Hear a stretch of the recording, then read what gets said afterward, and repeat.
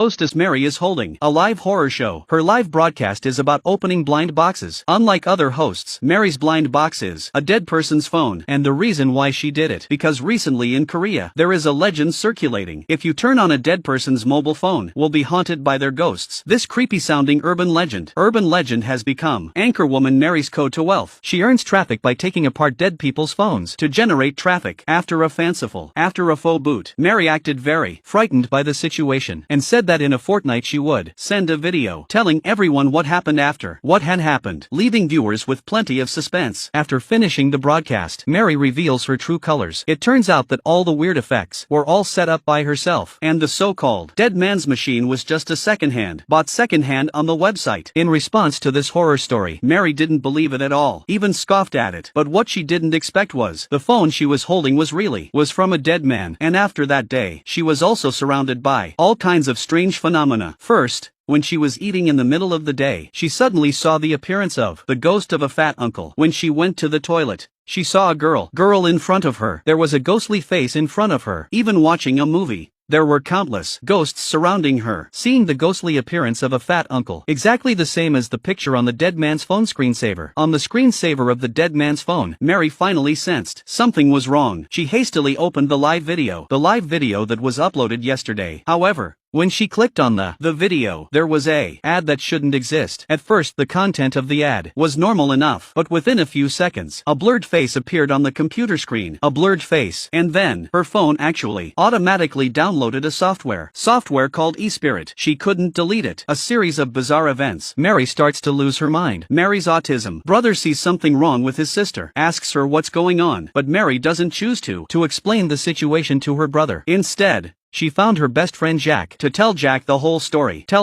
And then, with his help, Mary met Jerry, a mobile phone repairer. When he saw the dead man's phone, he immediately looked surprised. It turns out, the phone was a friend's father's mobile phone. This old man, after dying of a heart attack, his daughter then brought the phone for repair, and then he accidentally lost it. Hearing the words of the other man, Mary chose to return the phone. The daughter of the deceased wanted her that the paranormal events around her would just go away. But what Mary didn't expect was, after that, not only did the apparitions not go away, they became even more terrifying.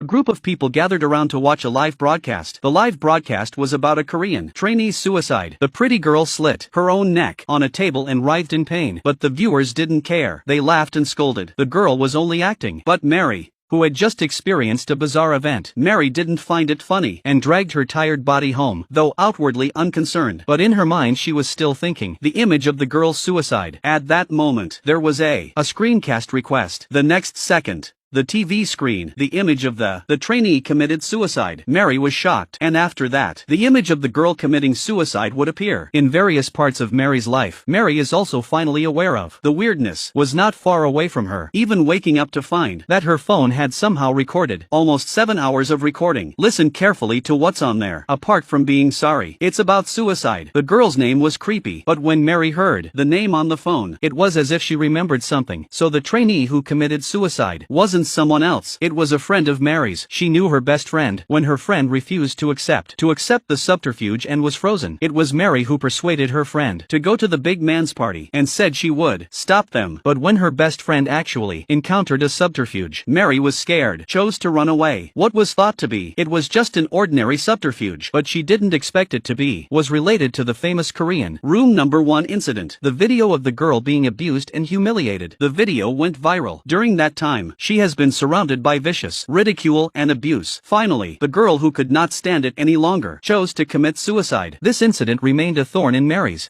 her side, and now it's happening again. There must be something behind it. And so it was. When Mary returned home, she found her brother missing. She was at a loss. A call request flashed up on her computer screen. A call request. The person on the line was a professor named Kim. He said he had been working with his brother these days, researching and investigating electronic spirits. His brother's disappearance could be be was related to the electronic spirit, and the so-called electronic zero refers to is a kind of artificial intelligence. When people become addicted to with their mobile phones, the mind will gradually and the phone generates the same brainwaves, and this brain then prompts the creation of electronic spirits. If not stopped in time, when the electronic spirit grows, it will take control of all humans. At that point, the electronic spirit in Mary's phone, the software on Mary's phone sent a message telling him that his brother was in a crumbling building. To save his brother, had to go to the building herself. When Mary saw the message, was taken aback, because the building was not. Her brother wasn't the only one, but also her mother who was in quarantined mother. It seemed that this trip to Mary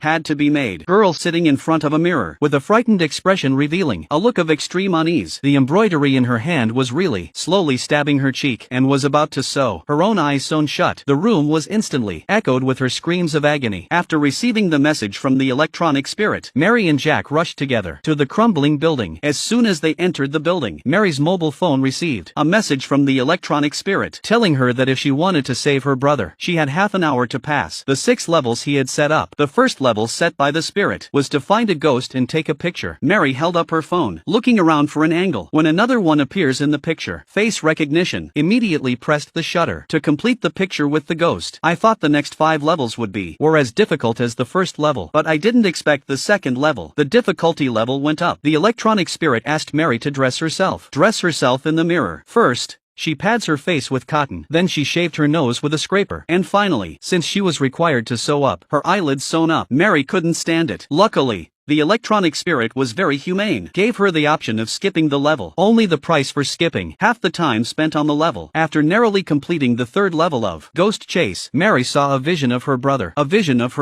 It was a vision of her brother being school violence. In the past, she had advised her brother to make friends because he was too geeky. She had advised him to make more friends, but she never imagined that he would be school. After seeing the vision of Mary, she felt remorseful. Just then, her eyes suddenly went black. By the time she realized she had entered in a familiar room, the phone suddenly rang. It showed who was a call from a friend who had committed suicide. She faltered and picked up. The female ghost followed the voice, appeared behind her. She kept questioning Mary why she didn't save him then. Seeing her friend, Mary was also very distressed. She kept telling her apologies. After hearing Mary's apology, the ghost let go of her hand. She had been a ghost all these years, just to hear the words "I'm sorry, Mary," who had escaped injury and death. She ran on. She joins Jack in front of a room. This was her home. Sitting at the dinner table, her mother she kept telling him what was on her mind. Ever since her husband died, she had been lonely. She wanted her daughter to be with her, but she's always clutching her phone. Hearing this, Mary was very upset. She was determined to spend time with her mother, but instead her mother chose to leave with the ghost of her father. This is the last hurdle. But when it was done, Mary almost collapsed. But when the voices of Jack and her mother appeared in her ears, Mary finally calmed down.